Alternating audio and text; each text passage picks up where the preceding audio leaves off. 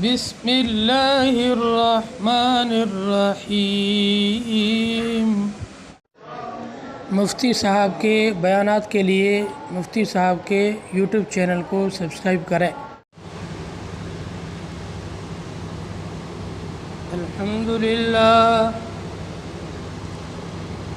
الحمدللہ نحمده ونستعینه ونستغفره ونؤمن به ونتوکل علیہ ونعوذ باللہ من شرور انفسنا ومن سیئات اعمالنا من يهده الله فلا مضل له ومن يضلله فلا هادي له ونشهد أن لا إله إلا الله وحده لا شريك له ونشهد أن سيدنا ومولانا محمد صلى الله تعالى عليه وسلم وعلى آله وأصحابه أجمعين، أما بعد، قال الله تبارك وتعالى في كتابه المجيد: أعوذ بالله من الشيطان الرجيم، بسم الله الرحمن الرحيم،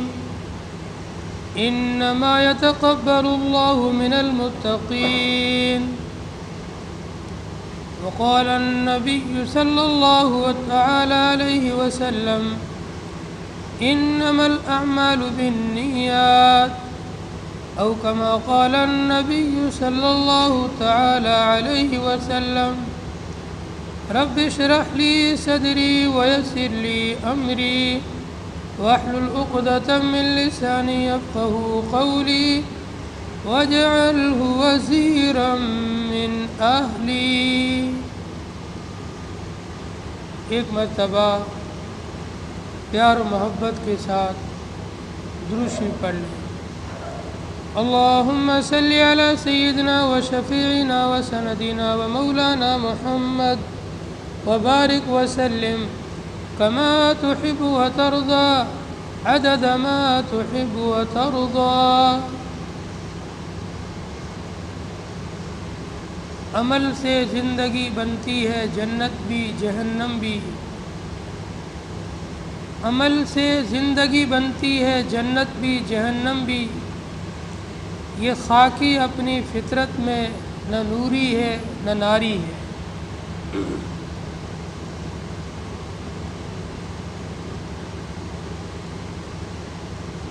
مصطفیٰ کی محبت دین حق کی شرط اول ہے. مصطفیٰ کی محبت دین حق کی شرط اول ہے. اگر اس میں ہو کچھ خامی تو ایمان نامکمل ہے. گرامی قدر سامعین ذی وقار، دینی اور اسلامی بھائیوں، اللہ پاک کا بے پناہ احسان، فضل اور شکر ہے کہ اس رب نے ہم سب کو انسان بنایا. اللہ نے دنیا کے اندر اتنی ساری مخلوقات بنائی ہے. اس رب نے چن کر کے، منتخب کر کے ہمیں انسانوں میں سے بنایا. یہ اللہ کا بہت بڑا کرم اور احسان ہے. پھر انسانوں میں بھی ان لوگوں میں شامل کیا جن کو اللہ نے کلمے والی نعمت نصیب فرمائی، ایمان والی دولت نصیب فرمائی. دنیا میں لاکھوں کروڑوں انسان ایسے ہیں جو ایمان کی نعمت سے محروم ہیں، انہیں ایمان نصیب نہیں ہے. ہم لوگ بڑے خوش نصیب ہیں. ہمیں اللہ کے سامنے شکرانے کی نماز پڑھنی چاہیے کہ اس رب نے ہمیں ایمان جیسی عظیم نعمت سے نوازا ہے.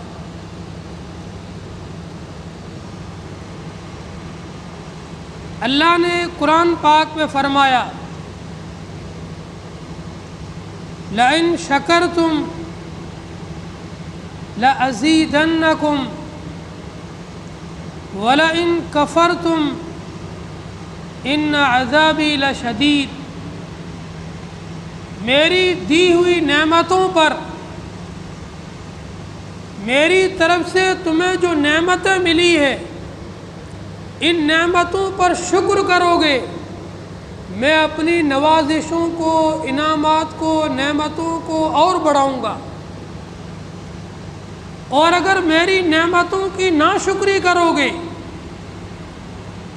پھر میرا عذاب بھی سخت ہے، میری پکڑ بھی سخت ہے۔ اللہ نے جو ہمیں نعمتیں دی ہے، ان نعمتوں میں ایمان عظیم نعمت ہے، عمل صالح، کسی نیک کام کرنے کی توفیق کا مل جانا، یہ اللہ کی طرف سے ایک نعمت ہے۔ مسجد سے 5 ٹائم اذان ہوتی ہے، لیکن نماز میں مصلی کتنے آتے ہیں جنہیں اللہ توفیق عطا فرماتے ہیں، جن پر اللہ اپنی خصوصی نظر فرماتے ہیں، جن پر اللہ اپنا کرم فرماتے ہیں، وہی لوگ مسجد میں آ کر نماز پڑھتے ہیں۔ باقی لوگ کلمہ گو ہوتے ہوئے بھی، مسلمان کہلاتے ہوئے بھی نماز والی نعمت سے محروم ہے، اتنی عظیم نیکی سے محروم ہے۔ اس لیے کسی نیکی کی توفیق مل جانا، یہ اللہ کا بہت بڑا انعام، اللہ کا بہت بڑا کرم ہے۔ اور ایک حدیث میں آتا ہے اللہ کے جو انعامات ہیں، اللہ پاک کے انسان پر جو احسانات ہیں، اللہ پاک کے انسان پر جو نوازشات ہیں، اللہ کا جو انسان پر کرم ہے، مہربانیاں ہیں، اگر انسان ان کا شکر ادا کرنا چاہے تو شکر ادا کر ہی نہیں سکتا ہے۔ حدیث میں اس کو یوں بیان کیا گیا، ایک انسان پیدا ہونے سے لے کر بوڑھا ہونے کے بعد جا کے مرے، موت تک اپنا سر ہمیشہ سجدے میں رکھے ہوئے ہیں اور اللہ کی عظمت کبریائی بیان کر رہا ہے، پھر بھی اللہ کی نعمتوں کا حق ادا نہیں ہو سکتا ہے۔ پیدائش سے لے کر موت تک سجدے کی حالت میں اللہ کی عظمت بیان کر رہا ہے، پھر بھی اللہ کی نعمتوں کا حق ادا نہیں ہو سکتا ہے۔ اتنی اللہ کی عظیم نعمتیں ہیں، ہم صرف اپنی باڈی کے اندر دیکھ لیں، اپنے جسم میں دیکھ لیں، اللہ نے ناک کو اپنی جگہ پر لگایا، آنکھوں کو اپنی جگہ پر لگایا، کان کو اپنی جگہ پر لگایا۔ اگر کسی انسان کا کان آنکھ کی جگہ لگا دیا جائے اور آنکھ کو کان کی جگہ لگا دیا جائے، کیسی بھدی اور بد شکل بنے گی، کوئی اپنی بیٹی اس کو دینے کے لیے تیار نہیں ہوگا۔ یہ اللہ کا کتنا بڑا کرم ہے۔ پھر آنکھوں کو صحیح سلامت بنایا، کانوں کو صحیح سلامت بنایا، آنکھوں سے ہم دیکھتے ہیں، ہاتھوں سے چیزوں کو پکڑتے ہیں، پیروں سے چلتے ہیں، کانوں سے سنتے ہیں، دماغ سے سوچتے ہیں، دل سے فیصلہ کرتے ہیں، اور بھی جو ہماری باڈی کے پارٹس ہیں، جسم کے اعضاء ہیں، ہر عضو اپنے کام میں لگا ہوا ہے۔ اگر کوئی عضو اپنا کام کرنا چھوڑ دے تو کہتے ہیں لکوا ہو گیا، عضو بیکار ہو گیا، باطل ہو گیا۔ اللہ کا اتنے بڑے احسانات ہیں انسان پر، انسان اللہ کے احسانات کا بدلہ چکا ہی نہیں سکتا ہے، ان کا حق ادا کر ہی نہیں سکتا ہے۔ آج کے خطبے میں ایک خاص موضوع پر گفتگو کرنی ہے۔ اللہ جس انسان کو، جس مسلمان کو کسی نیکی کی توفیق دے، یہ اللہ کا بڑا انعام ہے۔ اب اس نیکی کی ہم قدر کریں اور اس کو کیسے بچائیں، اس کو کیسے باقی رکھیں، اس کو ضائع ہونے سے کیسے محفوظ کریں، اور اس کو اللہ کے دربار میں قبول کیسے کروائیں۔ نیکی کرنے کے بعد اس نیکی کے ثواب کو ضائع ہونے سے بچانا، اس نیکی کو برباد ہونے سے بچانا، اس نیکی کو اللہ کے دربار میں قبول کروانا، یہ بہت بڑا عمل ہے، بہت بڑا کام ہے۔ اللہ فرماتے ہیں قرآن پاک میں، انما یتقبل اللہ من المتقین، اللہ تعالیٰ پرہیزگار لوگوں کے اعمال کو قبول فرماتے ہیں، متقی لوگوں کے اعمال کو قبول فرماتے ہیں۔ جن میں تقویٰ نہ ہو، پرہیزگاری نہ ہو، تو پھر آگے سے آپ کوئی چیز پینسل سے لکھتے جاؤ اور پیچھے ربڑ چلاتے جاؤ، جو آپ پینسل سے لکھتے جا رہے ہو اس کو پیچھے ربڑ مٹاتا ہوا جا رہا ہے۔ ایسے ہی آپ جو نمازیں پڑھ رہے ہو، جو صدقہ خیرات کر رہے ہو، گناہوں کی وجہ سے ان کے ثواب کو ضائع بھی کر رہے ہو۔ اس لیے تقویٰ اور پرہیزگاری یہ اپنے اعمال کی قبولیت کی شرط ہے۔ تقویٰ اور پرہیزگاری کو اپنانا یہ اپنے اعمال کو اللہ کے یہاں قبول کروانا ہے۔ حدیث میں آتا ہے، نبی علیہ الصلوۃ والسلام نے ارشاد فرمایا، میرے صحابہ کا ایک مد جو تمہارے زمانے کے لوگوں کا احد کے برابر احد پہاڑ کے برابر سونا خرچ کرنے سے بھی زیادہ ثواب میں بڑھا ہوا ہے۔ ایک صحابی ایک مٹھی بھر کر کے کسی غریب کو دانہ دے دے، جو دے دے، گیہوں دے دے، آٹا دے دے، کھجوریں دے دے، صرف ایک مٹھی دے، اور ہمارے زمانے کا سیٹھ صاحب لاکھوں کروڑوں میں صدقہ کرے، آج کے سیٹھ صاحب کا کروڑوں کا صدقہ صحابی کی ایک مٹھی جو کے برابر ثواب کو نہیں پہنچ سکتا ہے۔ یہ فرق کیوں آیا؟ اخلاص کی وجہ سے، تقوی کی وجہ سے، پرہیزگاری کی وجہ سے، جذبے کی وجہ سے۔ صحابہ کے جو ایمان کا معیار تھا، صحابہ میں جو اخلاص تھا، صحابہ کے اندر جو تقوی اور پرہیزگاری تھی، وہ اس دور کے سیٹھ صاحب میں نہیں آ سکتی ہے، اس لیے ثواب میں فرق آ گیا۔ دوسری حدیث کے اندر حضرت نبی علیہ الصلوۃ والسلام ارشاد فرماتے ہیں، ایک آدمی نماز پڑھتا ہے، اسے نماز پڑھنے پر نماز کا 10% ثواب ملتا ہے۔ اس پوری ثواب کا جو 100% ثواب تھا، اس میں سے صرف 10% ثواب ملتا ہے۔ ریاکاری شامل ہو گئی، دکھلاوا آ گیا، خشوع خضوع میں کمی آ گئی، تلاوت میں کمی آ گئی، جیسی رکوع کرنا چاہیے ویسا نہیں کر پایا، جیسا نماز پڑھنی چاہیے ویسی نہیں پڑھ پایا، کئی نماز کے اندر اس نے کوتاہیاں کر دی، ثواب کم ہو گیا۔ دوسرے آدمی کو 20%، تیسرے کو 30%، کچھ لوگ ایسے ہیں جن کو پورا 100% ثواب ملتا ہے، اور کچھ لوگ ایسے ہیں جن کی نماز کو کالے کپڑے میں لپیٹ کر ان کے منہ پر مار دی جاتی ہے، لے تیری نماز ہمیں ضرورت نہیں ہے۔ اللہ ان کے عمل کو قبول ہی نہیں کرتا ہے۔ جب مجھے راضی کرنے کے لیے نماز پڑھ ہی نہیں رہا ہے، جسے دکھلانے کے لیے پڑھ رہا ہے، اسی سے آخرت میں ثواب لے لینا، میرے یہاں تیری نماز کی ضرورت نہیں ہے، مجھے تیری نماز قبول نہیں ہے۔ تیسری حدیث کے اندر حضرت نبی علیہ الصلوۃ والسلام ارشاد فرماتے ہیں کم من صائم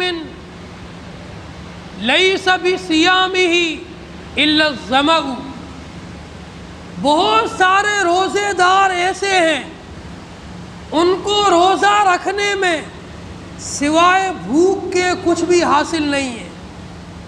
یہ روزہ تو رکھتے ہیں لیکن روزہ رکھ کر روزے کی حفاظت نہیں کر پاتے ہیں۔ نیکی کا کام کرو تو اس نیکی کی حفاظت بھی کرو۔ جب روزہ رکھو تو صرف کھانے پینے سے رکنے کا نام ہی روزہ نہیں ہے، آنکھوں کا بھی روزہ ہے، کانوں کا بھی روزہ ہے، زبان کا بھی روزہ ہے، دماغ کا بھی روزہ ہے، دل کا بھی روزہ ہے۔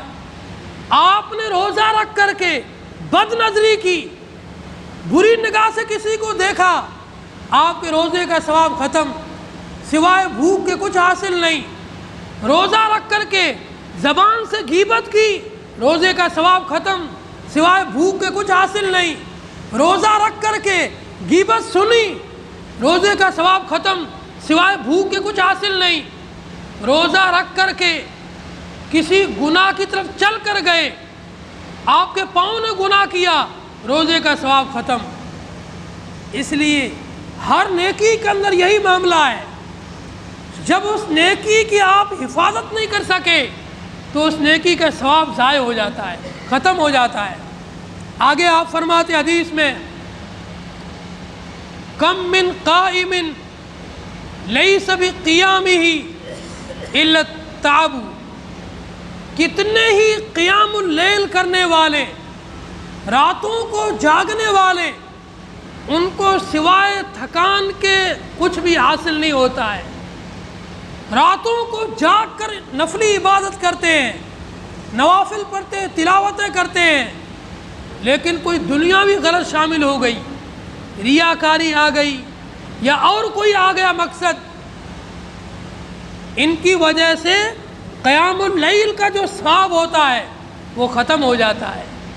اسی لیے قرآن پاک میں اللہ فرماتے ہیں یا ایھا الذین آمنوا لا تبطلوا صدقاتکم بالمن والاذی، اے ایمان والوں اپنی دی ہوئی خیرات کو، اللہ کی راہ میں دیے ہوئے صدقے کو، اللہ کی راہ میں دی ہوئی زکوٰۃ کو، اللہ کی راہ میں دیے ہوئے کسی بھی کام کو، کسی غریب کو کھانا کھلایا، کسی مسکین کو کپڑا پہنایا، کسی کی ہیلپ کی، کسی کی مدد کی، یہ جو آپ نے خیرات کا کام کیا ہے، لا تبطلوا، اس کو برباد مت کرو، اس کو ضائع مت کرو، بالمن والاذی، احسان جتلا کر اور تکلیف پہنچا کر۔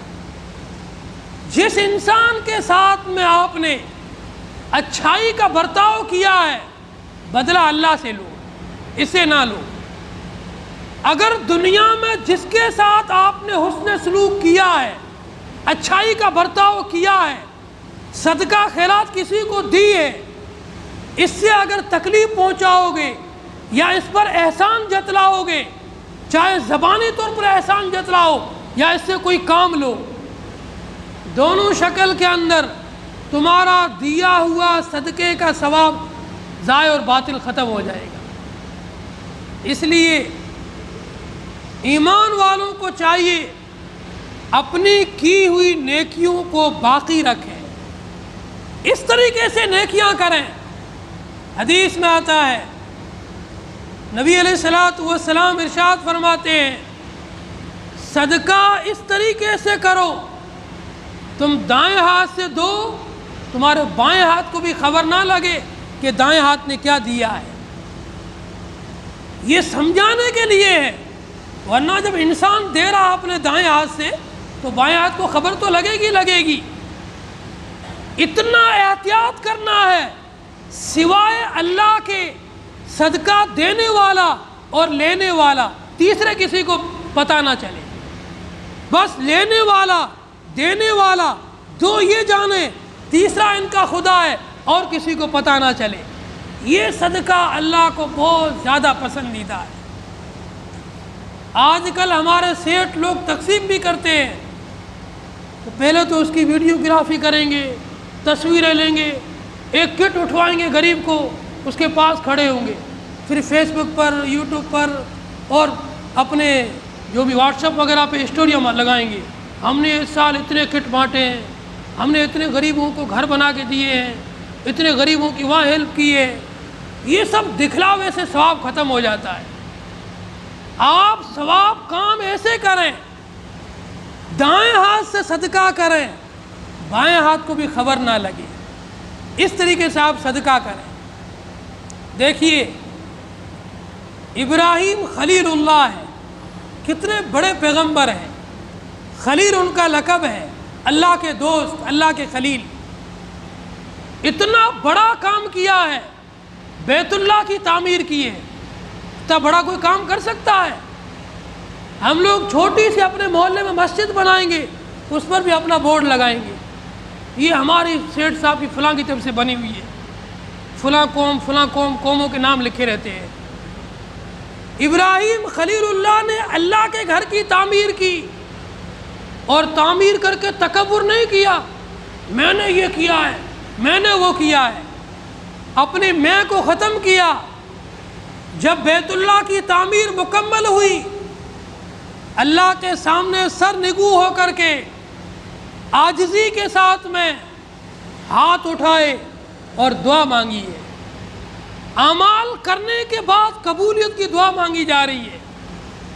عمل تو کر لیا اللہ کی توفیق سے، اللہ کی مدد سے، اللہ کی نصرت سے، جو عمل اللہ نے کرنے کی توفیق دی ہے یہ عمل اللہ قبول بھی کر لے، اس کی دعا مانگی جا رہی ہے۔ ربنا تقبل منا انک انت السمیع العلیم، اس دعا کو اللہ نے قرآن میں ذکر فرمایا۔ وَإِذْ يَرْفَعُ إِبْرَاهِيمُ الْقَوَاعِدَ مِنَ الْبَيْتِ وَإِسْمَاعِيلُ، جب ابراہیم اور اسماعیل علیہم السلام نے بیت اللہ کی دیواروں کو اونچی کر دی، بیت اللہ کی تعمیر مکمل کر دی، اب ہاتھ اٹھائے اور دعا مانگی ہے۔ ربنا، اے ہمارے رب، تقبل منا، آپ ہماری طرف سے اس تعمیر کرنے کو قبول فرما لیں، اس کام کرنے کو قبول فرما لیں۔ انک انت السمیع العلیم، آپ سننے والے بھی ہیں دعاؤں کو اور جاننے والے بھی ہمارے حال کو۔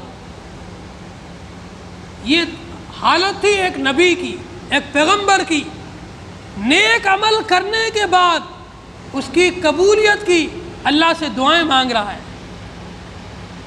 ایک اور نبی تاجدار مدینہ محمد مصطفیٰ صلی اللہ علیہ وسلم جب قربانی کرتے ہیں تو آپ نے قربانی کے وقت دعا کیا پڑھی؟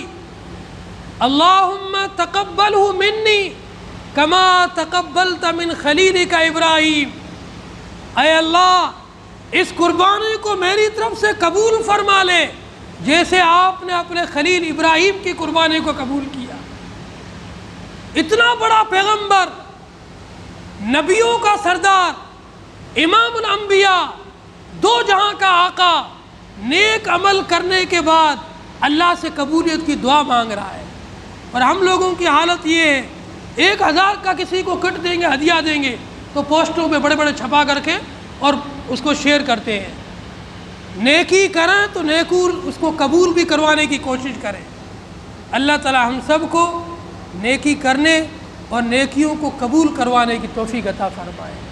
جن لوگوں کی سنت باقی ہے سنتیں پڑھ لیں۔